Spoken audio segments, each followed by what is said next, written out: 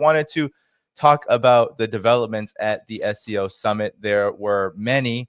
The big one, of course, was the gathering of the RIC, China, Russia, and India. These were the scenes that were showing all across social media and Western mainstream media, even as they panicked about these leaders coming together. Xi Jinping and Modi met on the sidelines. Putin and Xi Jinping are having extended talks as we speak at Xi Jinping's residence following this. There are also concrete announcements that I'd like to open with you, Carl, if I could, that have a significant impact on the global financial system. We have the SCO integrating with BRICS to the point of China advancing another development bank, this one an SCO development bank, to curb the risks of the US dollar. China has invested 2 billion RMB for SCO members to get this initiative going. And then we also have Vladimir Putin at the SCO summit. He proposed, Carl, that members of the SCO begin issuing their own joint bonds for a very similar purpose, to help SCO countries and by extension, multipolar world countries be able to avoid some of the risks associated with the dollar. Now, all of this came together, Carl, with the tariff frenzy that Donald Trump leveled on India. Of course, it began with China, then the whole world, and now here we are. So your reaction to all of these developments and their significance? Well, you mentioned RIC. The grouping of Russia, India, China was originally a term proposed by Putin's predecessor as Russian prime minister. It was by Yevgeny Primakov. He first proposed RIC, Russia, India, China, as a alternative pole to the U.S. unipolar world back in 1999.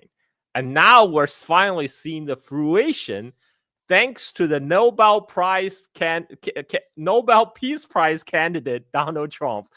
He gave this a big push. For the longest time, Russia particularly was interested in structuring this triangle of China, India, and Russia alignment against the U.S. But this is how the BRICS came about. From RIC came BRICS, but India for the longest time, they have different ideas than the rest of the fellow BRICS members on the vision for the BRICS. Because for Russia and China, their idea of BRICS is as an alternative to the U.S. unipolar world order, and whereas India wants a alternative, but they don't necessarily want BRICS to be seen as anti-Western and anti-US, because India, for its part, is trying to improve its ties with the US, and it was hoping to gain from what US have been pushing for of decoupling from China, the so-called China plus one strategy or the friendshoring strategy. To push multinational supply chains out of China, and India was hoping to gain a lot of the manufacturing that was coming out of China. And this especially when Tim Cook said he will move more iPhone assembly line to India. And then comes Donald Trump. Donald Trump said, I didn't tell you I want to make iPhones in India. I want to make iPhone in the United States. And now he's slapping 50% tariff on India for basically over India's purchase of Russian oil, right? I mean, the largest purchasing of Russian oil is China and India. Trump realized he can't do anything about China because, that only will bring dial the clock back a couple months to the month of May, when there was over 100% tariff on both sides, and that led to Chinese ships stop coming to the port of Los Angeles, and there was widespread panic in U.S. worrying about shortages, and so they don't want repeat of that. And on top of that, China still has U.S. by the balls over the control of rare earth supply chain. Any U.S. company that hope to access Chinese rare earth production have to file application to the Chinese Commerce Department for a export license for the next 6 months. So Trump doesn't have any cards when it comes to play against China. But but Trump, being the type of person he is, he's a bully. The bully, they are afraid of the strong, but they will prey on the weak. And from Trump's perspective, India is a weaker part, and he feels like he can throw his weight around. And the whole reason he's going after India over purchase of Russian oil is because U.S. at this point, they're desperate to wind down the conflict in Ukraine.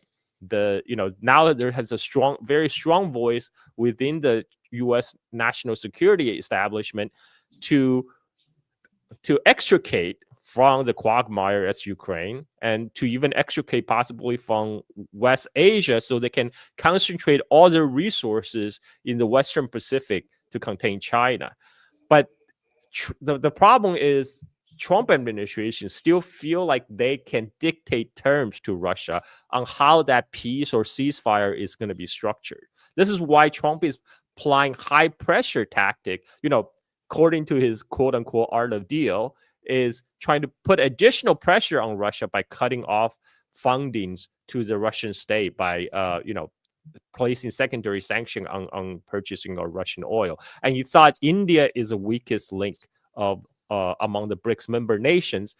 But to Indian leadership's credit, they had more backbones than the Europeans.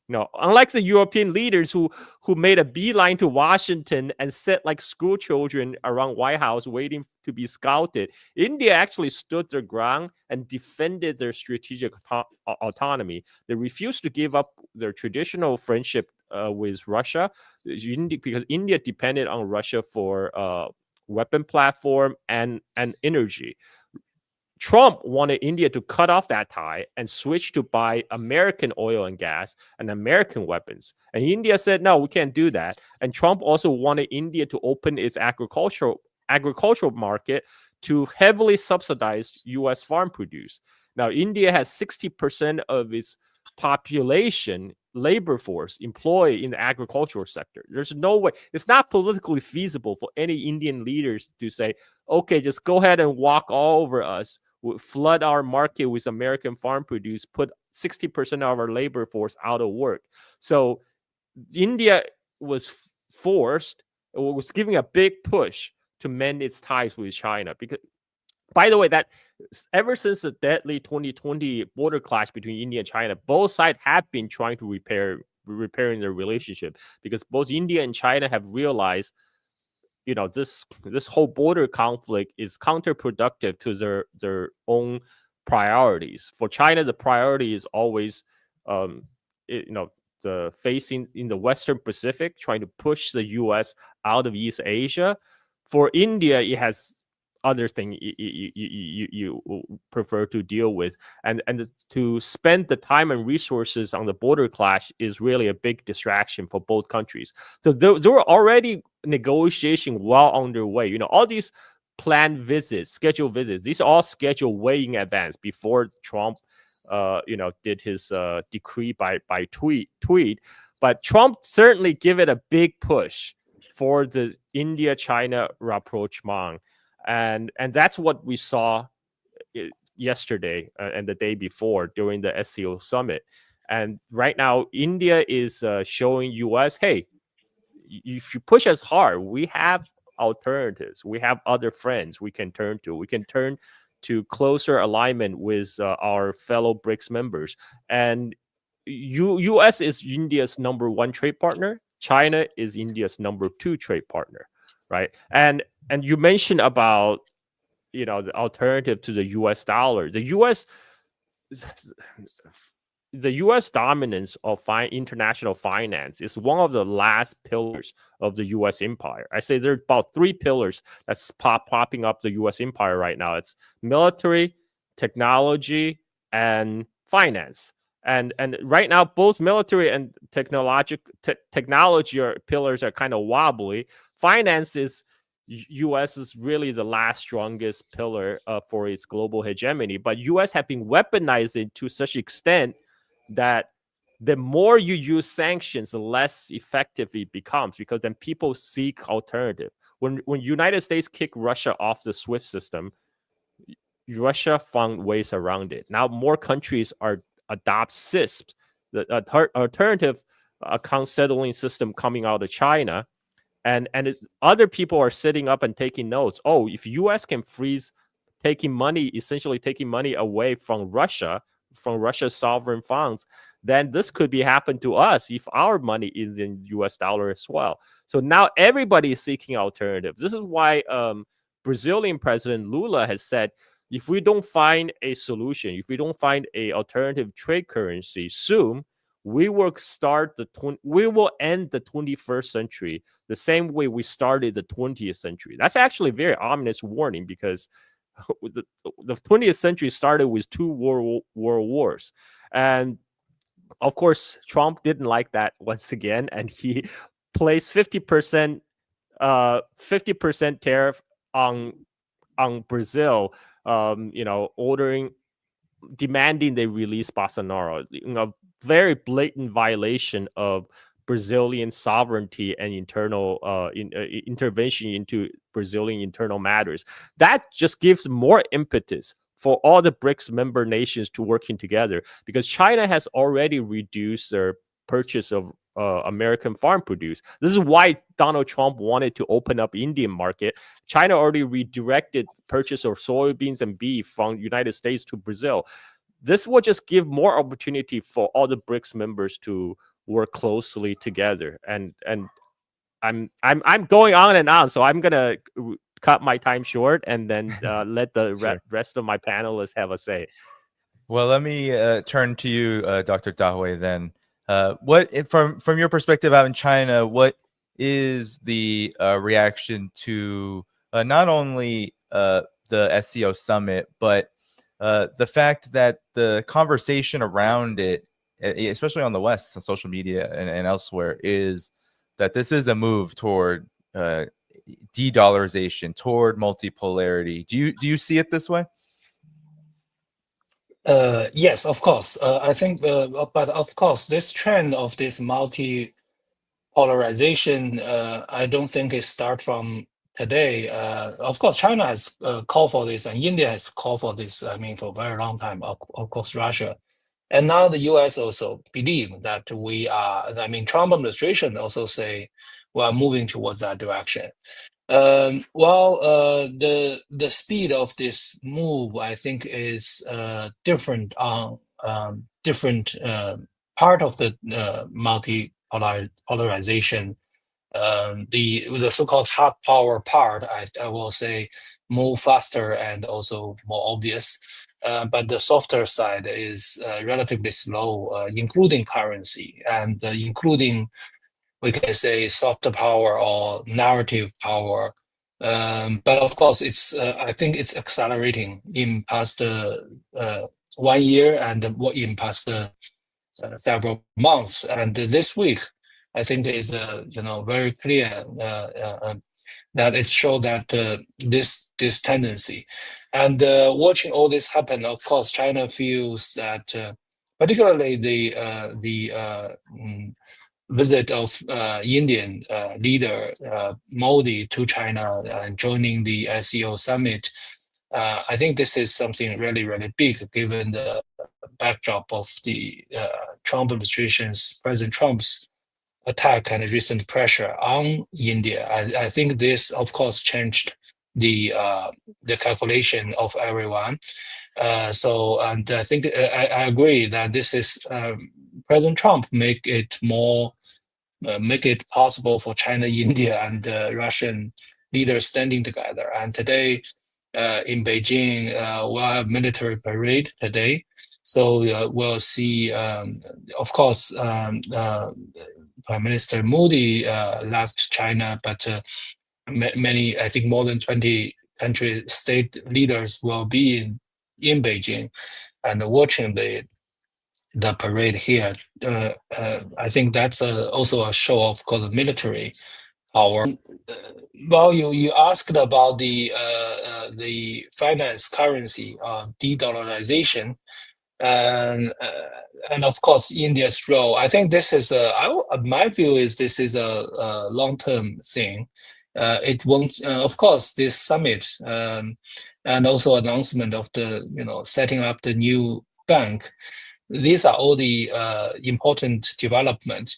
But I won't say one summit can change everything.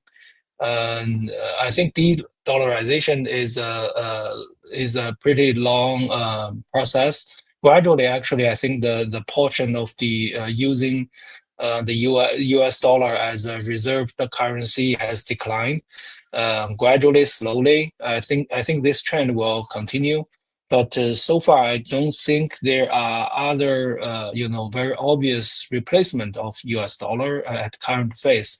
So I think this long, slow process will continue, and of course, there are also new trend in this regard. For example, the emergence of the digital currency, which could I don't know. I'm not an expert on this, but I think it could slow the process. It could accelerate the process, but it's a new factor.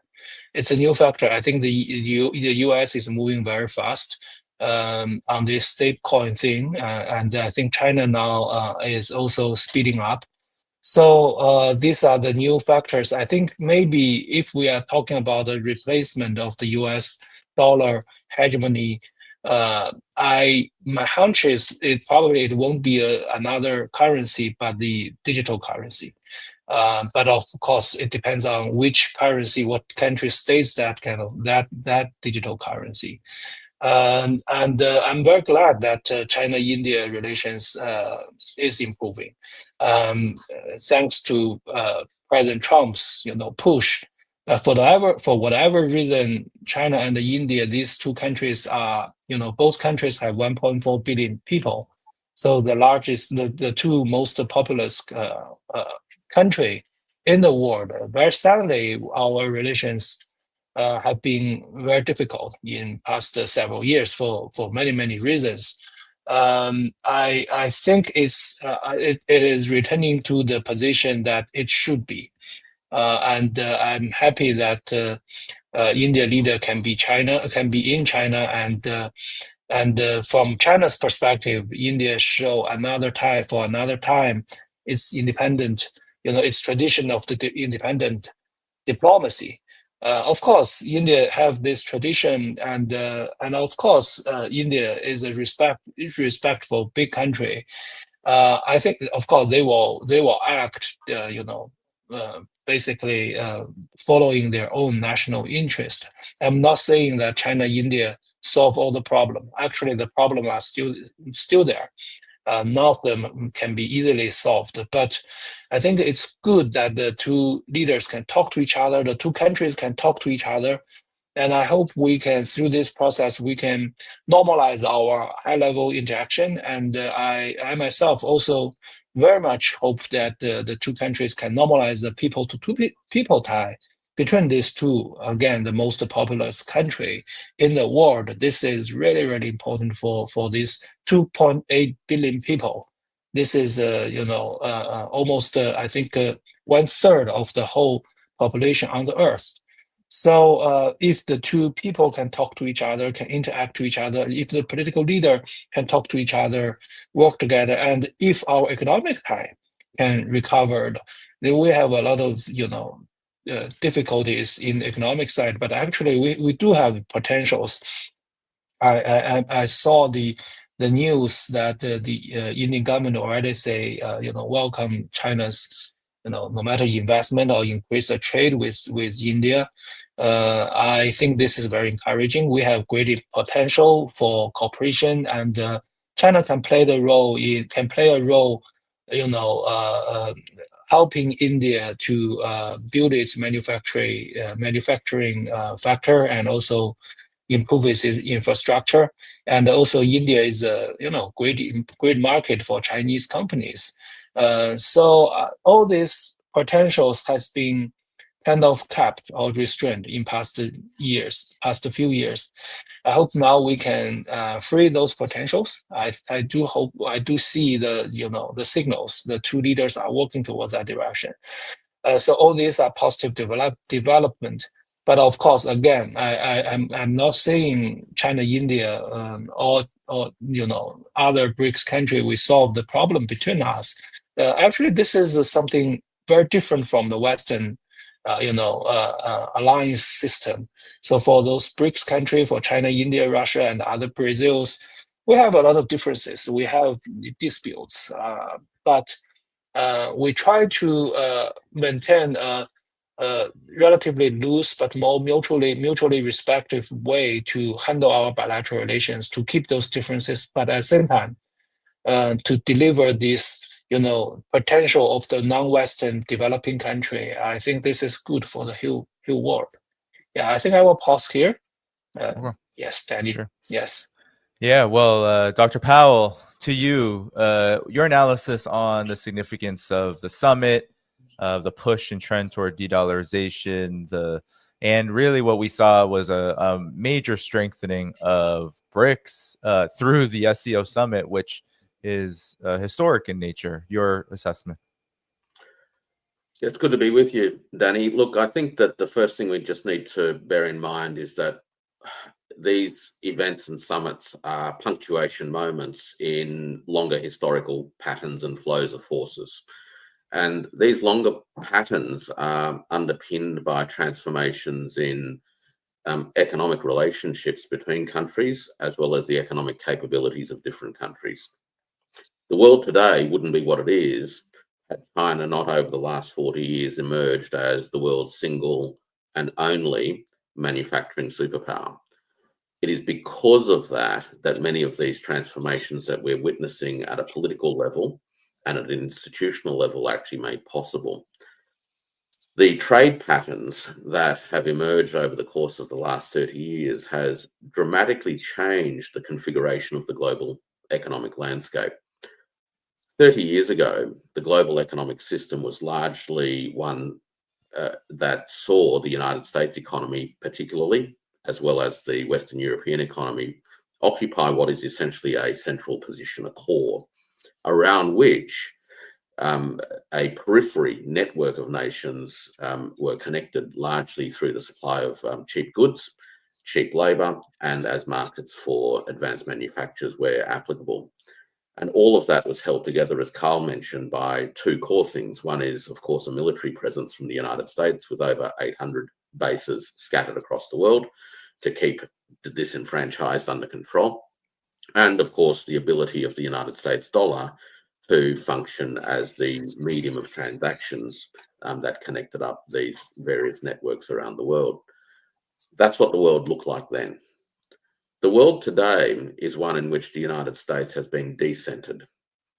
The global trading system looks more like a network of relationships, almost like a neural network, where there are many different centers of activity and connection points, where countries have diverse relationships with each other.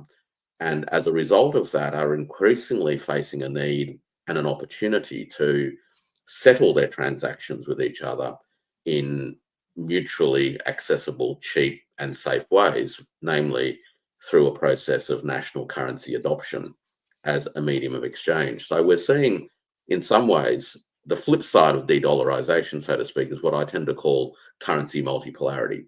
And perhaps that's another way of thinking about this. It's not really about rejecting US dollars per se. It's actually using things that are more relevant, cheaper, safer, and easier to use, and without some of the risks that have emerged over the last few years. So that's the big backdrop. The moves towards currency multipolarity have taken many forms over the last 10, 15 years. We've seen the development of the institutional fabric that has made this possible, such as currency swap arrangements that have been expanding between the central banks of various countries in the global south. We are also seeing the development of technology systems which supports national currency settlements without having to rely upon a third-party currency, namely the US dollar and to some extent the euro. We have seen in the last 11 years or so the expanded use of non-SWIFT-based bank-to-bank communications networks and settlement systems, to a point now where about 54% of China's trade is settled in RMB, over 90% of China's trade with Russia is settled in either RMB or ruble. About 75% of Russia's trade with ASEAN is actually settled in national currencies. And a growing proportion of Russia's trade with India is settled in ruble, RMB, UAE dirham, or to some extent, and rupees, of course. So we are starting to see the gathering of momentum behind the adoption of different settlement currencies. And it's all happening because of the economic capabilities that have transformed and have been built in different countries. Of course, Carl touched on Brazil's President Lula, who's been at the forefront in many regards, certainly rhetorically, about posing the big question, which is, why on earth are two countries that don't involve the United States transacting with each other using an instrument issued by the United States? And that's actually a really sensible question, right? And historically, there's been lots of reasons why the US dollar has been used to enable unrelated states to conduct their business and settle accounts with each other, but increasingly there is no real reason why that's necessary. One of the reasons why there is a legacy or a hangover of the US dollar as a so-called global reserve currency is simply because the stock of US dollars in the global system is so large.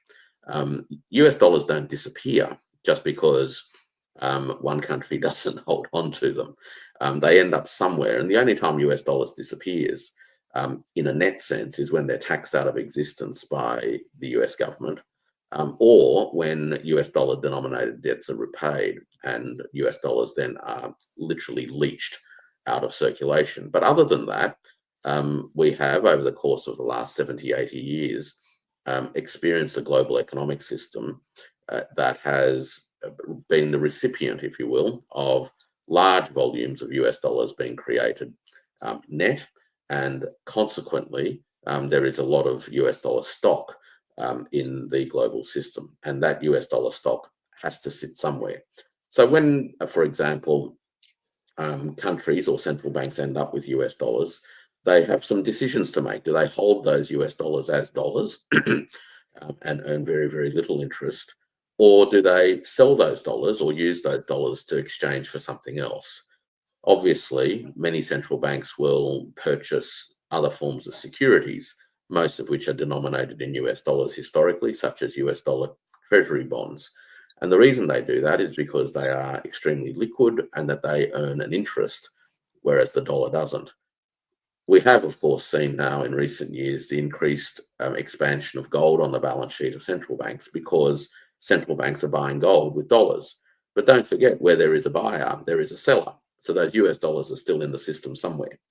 They're just not sitting on the balance sheet of central banks anymore. They're sitting on the balance sheets of organizations and institutions that once held the gold. So the evolution of the global financial system invariably takes time because the stock of US dollars doesn't disappear tomorrow. It doesn't just vanish in a puff of smoke.